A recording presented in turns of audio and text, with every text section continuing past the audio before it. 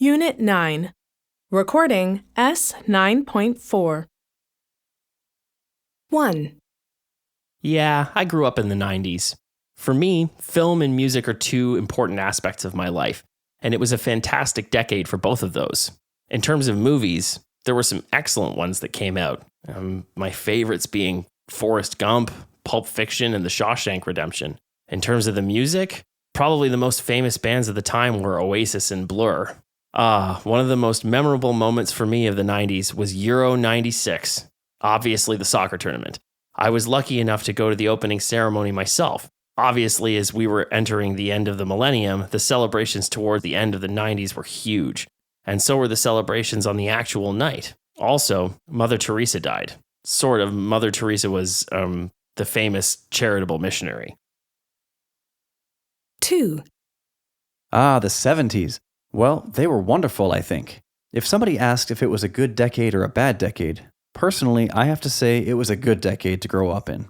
I think of it as a very lucky experience when generally the world that I lived in, which was London and England, which was the post-war period and therefore an era of a certain amount of restriction, was all ending, and things were freeing up. And that happened just at the time that I was leaving home and finding my own independence. It all seemed as though it happened at the same time. Technology was changing and improving. Everything seemed to be developing and getting better in many ways. The fashion was getting rid of short hair and regimented kinds of looks. Individuality was very much the order of the day. Great people were emerging in the arts. John Lennon, for example, was an icon for me. I think, as a creative artist with a message as well in his work. Great artists in film, Scorsese, Taxi Driver, Spielberg, Duel, these were emerging artists of tremendous skill and artistry, but they were just starting out then when I was. 3.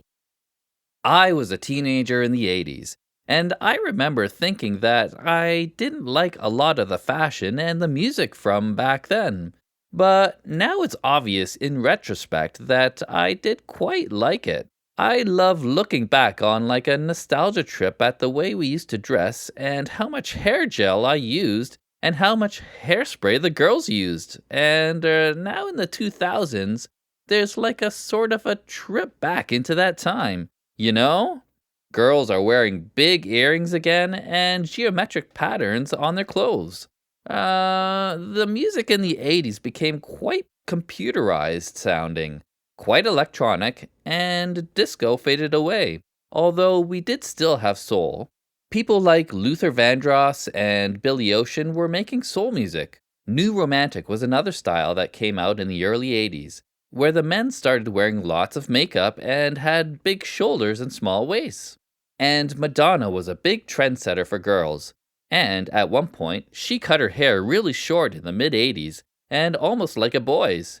And then all the girls started cutting their hair short too.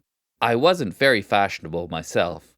I used to spend most of my money on records, not clothes. There were some good movies around in the 80s too. Things like Back to the Future with Michael J. Fox, Desperately Seeking Susan with Madonna, E.T., Police Academy.